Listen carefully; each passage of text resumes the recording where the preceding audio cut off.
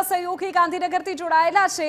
કિંજલ, બસ હવે સમય ઓછો થતો જઈ રહ્યો છે, કાઉન્ટડાઉન સ્ટાર્ટ થઈ રહ્યું છે અને ગાંધીનગરની સીટ પર તો આખા દેશની નજર રહેશે।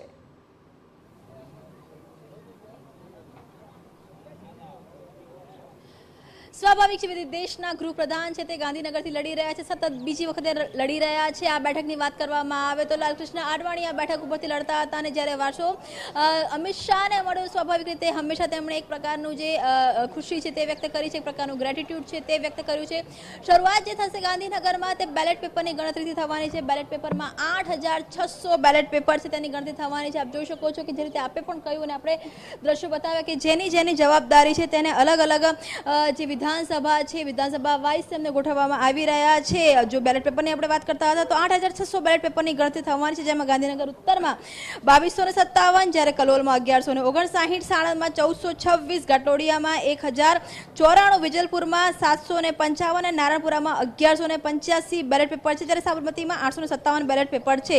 આ તમામ બેલેટ પેપરનું જ્યારે વોટિંગ મતગણતરી થઈ જશે ત્યારબાદ જે ઈવીએમ છે, ઈવીએમની મતગણતરી શરૂ થવાની છે। લગભગ 7 વિધાનસભાની જો વિધિ વાત કરવામાં આવે તો 7 વિધાનસભામાં 142 રાઉન્ડ થશે, કુલ 142 રાઉન્ડ થશે 7 વિધાનસભાના, અને જે ભાગની વાત કરવામાં આવે તો 1938 ભાગ છે તે થવાના છે। શરૂઆત જો ગાંધીનગર ઉત્તરથી કરવામાં આવે તો ગાંધીનગર ઉત્તરમાં 18 રાઉન્ડ સુધીમાં મતગણતરી છે તે ચાલવાની છે, જ્યારે કલોલની વાત કરવામાં આવે તો કલોલમાં 17 રાઉન્ડ, સાણંદની વાત કરવામાં આવે તો સાણંદમાં 22 રાઉન્ડ, ઘાટલોડિયામાં સૌથી વધારે મુખ્યપ્રધાનની વિધાનસભા પણ છે ને ઘાટલોડિયામાં સૌથી વધારે 27 રાઉન્ડ છે। મુખ્યપ્રધાનની જો વાત કરવામાં આવે વિધિ તો મુખ્યપ્રધાને આ વખતે રાજ્યની તમામ જે લોકસભા બેઠકો હતી ત્યાં સંપર્ક કર્યો હતો, ત્યાં જનસભાઓ કરી હતી, તેનાની બેઠકો કરી હતી અને સૌથી વધારે તેમણે ધ્યાન ગાંધીનગર લોકસભામાં કેન્દ્રિત કર્યું હતું। સવારના તમામ પ્રવાસો પતાવીને સાંજે મોડી રાત્રે તે ગાંધીનગર લોકસભા માટેના જેટલા પણ ગામડા હતા, જેટલી પણ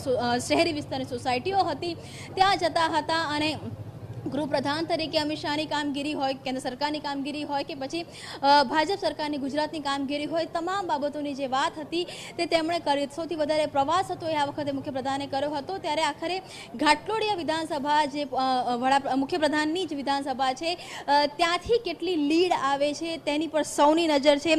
ઘાટલોડિયાથી આગળ જઈએ તો વેજલપુરની વાત કરીએ તો વેજલપુરની અંદર પણ 24 રાઉન્ડ નક્કી કરવામાં આવ્યા છે, જ્યારે નારણપુરા એક સમયની અમિત શાહની વિધાનસભા પણ છે, ત્યાં 17 રાઉન્ડ સુધીમાં જે ઈવીએમની મતગણતરી છે ત્યાં થવાની છે। નારણપુરા પર પણ સૌની નજર રહેવાની છે, કેમ કે શહેરી વિસ્તાર અને હંમેશા ભાજપનો ગઢ મનાતી આ વિધાનસભા છે। હાલાકી મતદાન છે ત્યાં ઓછું થયું હતું આ વખતે, કેન્દ્રીય ગૃહપ્રધાન અમિત શાહ પણ મતદાનના દિવસે લગભગ સાંજે 4 વાગ્યા સુધી અલગ અલગ બૂથ ઉપર જઈ રહ્યા હતા, નબળા બૂથો ઉપર વોટિંગ વધે તે માટેનો પ્રયાસ હતો તે કર્યો હતો। સાબરમતીની વાત કરવામાં આવે, સાબરમતીમાં પણ 17 રાઉન્ડ છે ઈવીએમની ગણતરીના। માનવામાં એવું આવી રહ્યું છે કે લગભગ 5મા કે 6ઠા રાઉન્ડ પર જે પિક્ચર છે તે ક્લિયર થઈ શકે છે, કેમ કે મહદઅંશે જે પ્રકારને અત્યારે ભાજપની અંદર આત્મવિશ્વાસ છે, ભાજપના જે પણ બૂથ એજન્ટ છે તે અહીંયા પહોંચી ચૂક્યા છે, ટૂંક સમયની અંદર ભાજપના નેતાઓ છે તે પણ આવશે। હાલાકી ગુજરાત આખામાં ક્યાંય પણ ઉજવણી કરવામાં નહીં આવે। ભાજપ પ્રદેશ પ્રમુખ CR પાટીલ પણ ગાંધીનગર આવી ચૂક્યા છે। એવું માનવામાં આવી રહ્યું છે કે વખતે પિક્ચર જ્યારે સ્પષ્ટ થઈ જાય ત્યારે અંદાજે 12 વાગ્યા બાદ એક પ્રેસ કોન્ફરન્સ છે, સંયુક્ત પ્રેસ કોન્ફરન્સ મુખ્યપ્રધાન ભૂપેન્દ્ર પટેલ અને ભાજપ પ્રદેશ પ્રમુખ CR પાટીલ કરી શકે છે।